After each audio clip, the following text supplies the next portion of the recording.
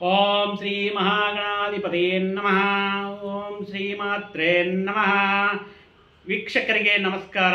ಮೊದಲ ಬಾರಿ ನಮ್ಮ ಚಾನಲ್ನ ನೀವು ವೀಕ್ಷಿಸುತ್ತಿದ್ದರೆ ದಯವಿಟ್ಟು ಸಬ್ಸ್ಕ್ರೈಬ್ ಮಾಡಿಕೊಳ್ಳಿ. ನಮ್ಮ ವಿಡಿಯೋಗಳಲ್ಲಿ 2025 ವರ್ಷದ ರಾಶಿ ಭವಿಷ್ಯಗಳನ್ನು ನಮ್ಮ ವಿಡಿಯೋಗಳ ಮುಖಾಂತರ ನಾವು ನಿಮಗೆ ತಿಳಿಸುತ್ತಿದ್ದೇವೆ. ಈಗ ಮೊದಲನೇ ರಾಶಿಯಾದಂತಹ ಮೇಷರಾಶಿ ಜಾತಕದ ಬಗ್ಗೆ, ಮೇಷರಾಶಿ ಫಲಾನುಫಲಗಳ ಬಗ್ಗೆ ನಮಗೆ ನಮ್ಮ ವಿಡಿಯೋ ಮುಖಾಂತರ ವಿವರಿಸುತ್ತಿದ್ದೇವೆ.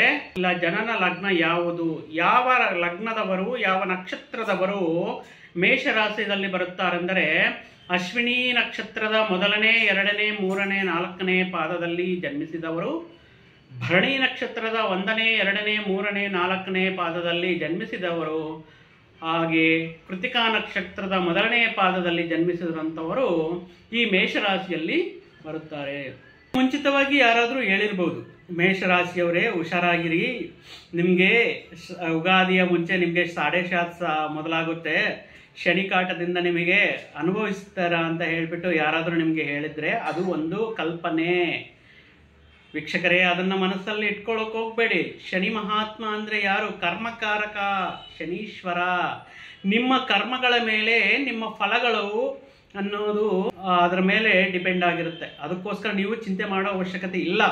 ಯಾಕಂದರೆ ಕರ್ಮಣ್ಯೇ ವಾರಕಾರಸ್ಥೆ ಮಾಫಲೇಶ ಕದಾಚನ ಅಂತ ಗೀತೆಯಲ್ಲಿ ಶ್ರೀಕೃಷ್ಣ ಹೇಳಿದ್ದಾರೆ. ಅಂದರೆ ನೀವು ಮಾಡಿರುವಂತಹ ಕರ್ಮಗಳು ಒಳ್ಳೆಯದೇ ಮಾಡಿ, ನಿಮಗೆ ಶನಿ ಮಹಾತ್ಮ ಒಳ್ಳೆಯದೇ ಮಾಡ್ತಾರೆ. ಕರ್ಮಾನುಭವ ಅಂದರೆ ನಿಮ್ಮ ಕರ್ಮಗಳನ್ನು ನೀವೇ ಈ ಜನ್ಮದಲ್ಲೇ ಈಡೇರಿಸ್ಕೊಳ್ಳೋದಕ್ಕೆ, ಅದಕ್ಕೆ ಬಗೆಹರಿಸ್ಕೊಳ್ಳೋದಕ್ಕೆ ಶನಿ ಮಹಾತ್ಮ ಒಂದು ಅವಕಾಶ ಕೊಡ್ತಾರೆ. ಅದಕ್ಕೆ ಏನಪ್ಪ ಅಂದರೆ, ನೀವು ಮಾಡಿರುವಂತಹ ಮಾತು, ನೀವು ಆಡಿರುವಂತಹ ಒಂದು ಆಟ, ನೀವು ಜೀವನದಲ್ಲಿ ಎಷ್ಟು ಆಟಗಳು ಆಡಿರ್ಬೋದು, ಅದು ಧಾರ್ಮಿಕವಾಗಿರ್ಬೋದು, ಅದು ನ್ಯಾಯಬದ್ಧವಾಗಿರಬೇಕು, ಅದು ಧರ್ಮಬದ್ಧವಾಗಿರಬೇಕು. ಇನ್ನೊಬ್ಬರಿಗೆ ನೋವು ಕೊಡುವಂಥದ್ದು ನೀವು ಮಾಡಬಾರದು. ಇನ್ನೊಬ್ಬರನ್ನ ನಂಬಿಕೆ ದ್ರೋಹವನ್ನು ಮಾಡಬಾರದು. ಇನ್ನೊಬ್ಬರಿಗೆ ಸುಳ್ಳು ವಾಗ್ದಾನಗಳನ್ನು ಮಾಡಬಾರದು. ನಿಮ್ಮ ಕೈಲಾದಷ್ಟು ಸಹಾಯ ಮಾಡಿ. ನಿಮಗೆ ಸಹಾಯ ಮಾಡೋಕ್ಕಾಗದಿದ್ರೆ ನಮಗೆ ಸಹಾಯ ಮಾಡೋಕ್ಕಾಗುತ್ತಿಲ್ಲ, ನನ್ನ ಹತ್ರ ಇರೋದು ಇಷ್ಟೇ ಅಂತ ಹೇಳಿಬಿಟ್ಟು ಅವರಿಗೆ ಸಲಹೆಯನ್ನು ಕೊಡಿ. ಸಹಾಯವನ್ನು ಬೇಡಿ. ಯಾರಾದರೂ ನಿಮ್ಮ ಹತ್ತಿರಕ್ಕೆ ಬಂದರೆ ಸಾಂತ್ವನ ಕೊಡಿ, ಅವರಿಗೆ ಧೈರ್ಯ ತುಂಬಿ. ಮೇಷರಾಶಿಯಲ್ಲಿ ಜನನವಾಗುತ್ತಂತಹ ಜಾತಕರಿಗೆ ಈ ವರ್ಷ ಕೇತುವಿನ ಬಲವಿದೆ, ಗುರುವಿನ ಬಲವಿದೆ. ನೀವು ಯೋಚನೆ ಮಾಡುವಂತಹ ಕೆಲಸವಿಲ್ಲ. ಅಂದರೆ ನಿಮಗೆ ಕೇತು ಬಲ ಮೇ 31ರವರೆಗೆ ಕೇತು ಗ್ರಹ ಸಂಚಾರ ಮಾಡುತ್ತಿದ್ದಾನೆ. ಅದೇ ಗುರುಗ್ರಹ ಕೂಡ ನಿಮಗೆ ಒಳ್ಳೆಯ ಕಾರ್ಯಗಳನ್ನು, ಒಳ್ಳೆಯ ಕೆಲಸಗಳಲ್ಲಿ, ನಿಮಗೆ ಒಳ್ಳೆಯ ಪ್ರಯತ್ನಗಳಲ್ಲಿ ವಿಜಯವನ್ನು ಕೊಡ್ತಾ ಇದ್ದಾನೆ. ನೀವು ಯೋಚನೆ ಮಾಡುವಂತಹ ಅವಶ್ಯಕತೆ ಇಲ್ಲ. ಆದರೆ ನೀವು ನೆನಪಿನಲ್ಲಿ ಇಟ್ಕೋಬೇಕಾಗಿರೋದು, ನಿಷ್ಠೆಯಿಂದ ಶ್ರಮ ಪಡಿ. ಈ ಶನಿ ಮಹಾತ್ಮ ಕಷ್ಟಪಡುವಂಥವರಿಗೆ ಮತ್ತಷ್ಟು ಕಷ್ಟ ಕೊಡ್ತಾನೆ. ಯಾಕೆ? ಆ ಕಷ್ಟದಿಂದ ಬರುವಂತಹ ಫಲಿತ ಶಾಶ್ವತವಾಗಿದ್ದು, ಶಾರ್ಟ್ಕಟ್ಸಲ್ಲಿ ಕೆಲಸ ಮಾಡ್ತಾ ಶಾರ್ಟ್ಕಟ್ಸಲ್ಲಿ ಲಾಭ ಪಡಬೇಕು ಅಂತ ಹೇಳ್ಬಿಟ್ಟು ಅಂಥವ್ರಿಗೆ ಸುಖ ಇರಲ್ಲ. ಅದು ತಾತ್ಕಾಲಿಕವಾಗಿ ಮಾತ್ರ ಇರುತ್ತೆ. ಅದಕ್ಕೋಸ್ಕರ ಶಾಶ್ವತವಾಗಿ ನೀವು, ನಿಮ್ಮ ಹೆಸರು, ನಿಮ್ಮ ಮನೆತನ, ನಿಮ್ಮ ಕುಟುಂಬ ಶಾಶ್ವತವಾಗಿ ಸುಖವನ್ನು ಪಡಬೇಕಂದರೆ ನೀವು ಕಠಿಣ ಶ್ರಮ ಪಡಬೇಕಾಗುತ್ತೆ. ಕಠಿಣ ಶ್ರಮ, ನೀವು ಪ್ರಯತ್ನವನ್ನು ಮಾಡಬೇಕಾಗುತ್ತೆ. ನಾನು ಜಾತಕ ನಂಬಿಕೊಂಡೆ, ಆ ಥರ ಮೂಲ ನಕ್ಷತ್ರದಲ್ಲಿ ಹುಟ್ಟಿದರೆ ಹೆಣ್ಣು ಮಕ್ಕಳಿಗೆ ಅದು ಒಳ್ಳೆಯದಲ್ಲ, ಆಶ್ಲೇಷ ನಕ್ಷತ್ರದಲ್ಲಿ ಹುಟ್ಟಿದರೆ ಅತ್ತೆಗೆ ಗಂಡಾಂತರ, ಇದೆಲ್ಲ ಶಾಸ್ತ್ರಗಳಲ್ಲಿ ನೀವು ಪೂರ್ತಿಯಾಗಿ ತಿಳ್ಕೋಬೇಕು. ಮೂಲ ನಕ್ಷತ್ರ ಎಂಥ ನಕ್ಷತ್ರ? ಮೂಲ ನಕ್ಷತ್ರ ಸಾಕ್ಷಾತ್ ಶ್ರೀ ಸರಸ್ವತಿ ಮಾತನವರ ನಕ್ಷತ್ರ. ಆ ನಕ್ಷತ್ರದಲ್ಲಿ ಹುಟ್ಟಿದರೆ ಜ್ಞಾನ ಸಂಪದೆ, ವಿದ್ಯಾ ಸಂಪದೆ ಮತ್ತು ಜ್ಞಾನಾಭಿವೃದ್ಧಿ. ಅವರು ತಿಳುವಳಿಕೆಯಲ್ಲಿ ಎಂತಹ ಓದುಗಾರರಾಗುತ್ತಾರೆ. ಎಂಥ ಸರ್ಕಾರಿ ನೌಕರಿ, ಸರ್ಕಾರಿ ಕೆಲಸಗಳಲ್ಲಿ ಅವರು ತಮ್ಮ ಜ್ಞಾನವನ್ನು ಉಪಯೋಗಿಸಿಕೊಳ್ತಾರೆ. ಆಶ್ಲೇಷ ನಕ್ಷತ್ರ ಎಂಥ ಬುದ್ಧಿವಂತವಾದ ನಕ್ಷತ್ರ. ಅದಕ್ಕಾಗಿ ನೀವು 7.5 ಬಂದಿದೆ ನಮ್ಮ ರಾಶಿಯಲ್ಲಿ, ನಮ್ಮ ಲಗ್ನ, ನಮ್ಮ ಜಾತಕದಲ್ಲಿ ಇದೆ ಅಂತ ಹೇಳ್ಬಿಟ್ಟು ನೀವು ಯಾವುದೇ ತರಹ ಚಿಂತೆಗೆ ಒಳಗಾಗಬೇಡಿ. ಈ ಗುರುಗ್ರಹ ಗೊತ್ತಾ ನಿಮಗೆ? ಈ ವರ್ಷ ವಿದೇಶಿಗಳಿಂದ ಧನಯೋಗ ತರ್ತಾ ಇದೆ. ನೀವು ಮಾಡುವಂತಹ ವ್ಯವಹಾರಗಳಲ್ಲಿ ವಿಜಯ ಸಿಗ್ತಾ ಇದೆ. ಅಗ್ರಿಮೆಂಟ್ ನಿಮ್ಮ ಸಹೋದರರ ನಡುವೆ ಅಗ್ರಿಮೆಂಟ್ಗಳಲ್ಲಿ ನಿಮ್ಗೆ ಬರಬೇಕಾಗಿರುವಂತಹ ಆಸ್ತಿ ವ್ಯವಹಾರಗಳಲ್ಲಿ ನಿಮಗೆ ಲಾಭ ಸಿಗುತ್ತದೆ. ಆದರೆ ಈ ಶನಿ ಮಾರ್ಚ್ ಹಂತದಲ್ಲಿ ಈ ಶನಿ ಸಂಚಾರ ಆಗೋದರಿಂದ ನೀವು ಮಾಡುವಂತಹ ನಿರ್ಣಯಗಳಾಗಲಿ, ನೀವು ಮಾಡುವಂತಹ ಕೆಲಸಗಳಲ್ಲಾಗಲಿ, ಯಾವುದಾದ್ರೂ ಒಂದು ನಿರ್ಣಯ, ಒಂದು ಡೆಸಿಷನ್ ತಗೊಳ್ಳೋದರಲ್ಲಿ ಸ್ವಲ್ಪ ಯೋಚನೆ ಮಾಡಿ ಮುಂದಕ್ಕೆ ಹೋಗಿ ಅಲ್ವಾ.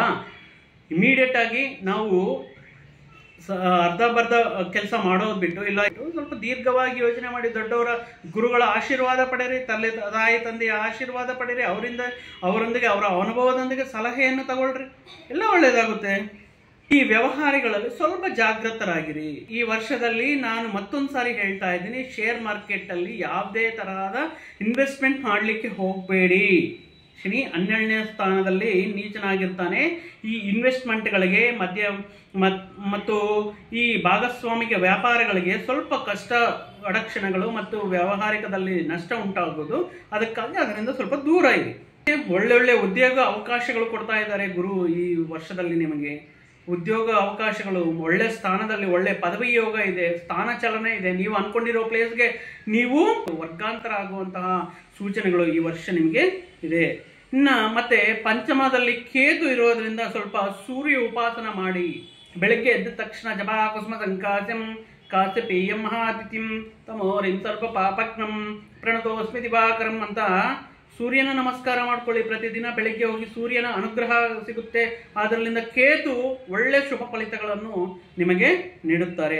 ಅದೇ ಥರ ಗಣಪತಿ ಆರಾಧನೆ ಮಾಡ್ಕೊಳ್ಳಿ, ಒಳ್ಳೆಯದಾಗುತ್ತೆ.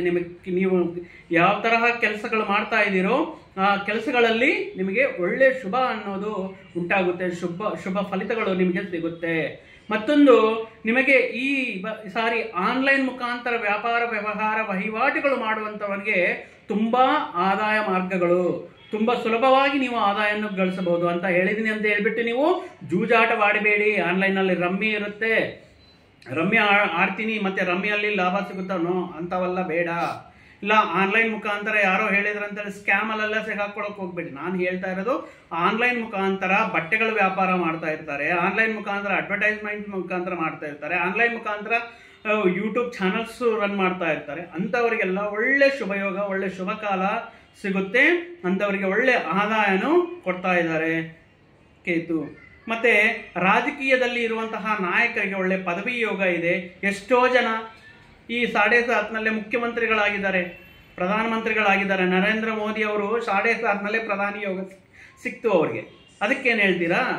ನಾನು ಹೇಳಿದ್ದು ನಿಮ್ಮ ಕರ್ಮ ಏನಿರುತ್ತೋ ಆ ಕರ್ಮನ ಬಗೆಹರಿಸ್ಕೊಳ್ಳೋದಕ್ಕೆ ನೀವು ಒಳ್ಳೆ ಕರ್ಮಗಳನ್ನು ಮಾಡಿ, ಒಳ್ಳೆ ಧರ್ಮ ವಿಚಕ್ಷಣವಾಗಿ ನಿರ್ಣಯಗಳು ತಗೊಳ್ಳಿ. ಯಾರಿಗೂ ಕೆಟ್ಟದ್ದು ಮಾಡೋಕೆ ಹೋಗ್ಬೇಡಿ, ಸುಳ್ಳು ಮಾತುಗಳನ್ನು ಮಾಡೋಕೆ ಹೋಗ್ಬೇಡಿ, ನಂಬಿಕೆ ದ್ರೋಹವನ್ನು ಮಾಡೋಕೆ ಹೋಗ್ಬೇಡಿ. ಶನಿಗೆ 7 ಕಣ್ಣುಗಳು ಇರುತ್ತಂತೆ. ನೀವು ಮಾಡ್ತಾ ಇರೋ ಕೆಲಸ, ನೀವು ಮಾಡ್ತಾ ಇರೋ ಮಾತು, ನೀವು ಮಾಡ್ತಾ ಇರುವಂತಹ ಚಟುವಟಿಕೆ ಯಾರು ನೋಡ್ತಾ ಇಲ್ಲ ಅಂತ ಅನ್ಕೊಂಡಿರ್ಬೋದು, ಬಟ್ ಶನಿ ಮಹಾತ್ಮ ನೋಡ್ತಾ ಇರ್ತಾನೆ. ಎಲ್ಲ ತಮ್ಮ ಖಾತಾ ಬುಕ್ಕಲ್ಲಿ ಎಲ್ಲ ನೋಟ್ ಮಾಡ್ಕೊಂಡಿರ್ತಾರೆ. ಸೊ ಹುಷಾರಾಗಿರಿ. ಈ ಶನಿ ಕಾಟದಿಂದ ಸ್ವಲ್ಪ ದೂರ ಆಗ್ಲಿಕ್ಕೆ ಏನ್ ಮಾಡಬೇಕು ಅಂದ್ರೆ, ಪ್ರತಿ ಶನಿವಾರ ಶನಿ ಮಹಾತ್ಮ ದೇವಸ್ಥಾನಕ್ಕೆ ಹೋಗಿ ಒಂದು ಜಪ ಮಾಡ್ಕೊಳ್ಳಿ, ಒಂದು ತೈಲಾಭಿಷೇಕ ಮಾಡ್ಕೊಳ್ಳಿ, ಒಂದು ನಾನು ಹೇಳ್ಕೊಡ್ತಾ ಇದ್ರು ಇನ್ನು ಮಂತ್ರ ಹೇಳ್ಕೊಳ್ಳಿ. ನೀಲಾಂಜನ ಸಮಾಭಾಸ್ಯಂ ಕಾಶ್ಯಪೇಯಂ ಮಹಾದ್ಯುತಿಂ ತಮೋರಿಂ ಸರ್ವ ಪಾಪಜ್ಞಂ ಪ್ರಣತೋಸ್ಮಿ ದಿವಾಕರಂ ನೀಲಾಂಜನ ಸಮಾಭಾಸಂ ಛಾಯಾಮಾರ್ತಾಂಡ ಸಂಭೂತಂ ರವಿಪುತ್ರ ಯಮಾಗ್ರಜಂ ತಂ ನಮಾಮಿ ಶನೈಶ್ಚರಂ ಅನ್ನುವಂತಹ ಒಂದು ಮಂತ್ರವ ಹೇಳಿದಿನಲ್ವಾ, ಈ ಮಂತ್ರವನ್ನು ಜಪಿಸಿ. ಇಲ್ಲ ನಿಮ್ಗೆ ಕಷ್ಟ ಆಗ್ತಾ ಇದೆ, ನಮಗೆ ಬರ್ತಾ ಇಲ್ಲ ಈ ಮಂತ್ರ ಹೇಳಕ್ಕಂದ್ರೆ ಓಂ ಶನೈಶ್ಚರಾಯ ನಮಃ ಅಂತ ಹೇಳ್ಬಿಟ್ಟು ಮನಸ್ಸಲ್ಲಿ ಹಾಕ್ಕೊಳ್ಳಿ. ಶನಿವಾರ ದಿನ ಉಪವಾಸ ಇದ್ದು ಶನೀಶ್ವರನಿಗೆ ಸ್ವಲ್ಪ ಅಭಿಷೇಕ ಮಾಡಿಸಿ. ಶನಿ ಕೊಡೋ ಕಾಟಗಳಿಂದ, ಈ 7.7 ಕಾಟಗಳಿಂದ ಎಲ್ಲ ದೂರವಾಗುತ್ತೆ. ಮತ್ತೆ ಈ ಸ್ನೇಹಿತರೊಂದಿಗೆ ಸ್ವಲ್ಪ ಮಾತಾಡುವಾಗ ಸ್ವಲ್ಪ ನಿಮ್ಮ ಮಾತಿನ ಮೇಲೆ ನಿಗಾ ಇರಲಿ. ಯಾಕಂದ್ರೆ ಈ ಸ್ನೇಹಿತರ ಒಂದಿಗೆ ನೀವು ಮಾತಾಡುವಾಗ ಸ್ವಲ್ಪ ವ್ಯತ್ಯಾಸಗಳು, ವಾದೋಪವಾದಗಳು ಮತ್ತೆ ಸ್ವಲ್ಪ ಜಗಳಕ್ಕೆ ಉಂಟಾಗುವ ಸಾಧ್ಯತೆಗಳು ಜಾಸ್ತಿ ಇದೆ. ಅದಕ್ಕೋಸ್ಕರ ಸ್ವಲ್ಪ ನಿಮ್ಮ ಮಾತಿನ ಮೇಲೆ ನಿಗಾ ಇರಲಿ ಅಂತ ಹೇಳ್ತಾ, ಈ ವರ್ಷ ಮೇಷರಾಶಿ ಜಾತಕರಿಗೆ 7.7 ಶುರುವಾದರೂ ನಿಮ್ಗೆಲ್ಲ ಒಳ್ಳೇದಾಗುತ್ತೆ.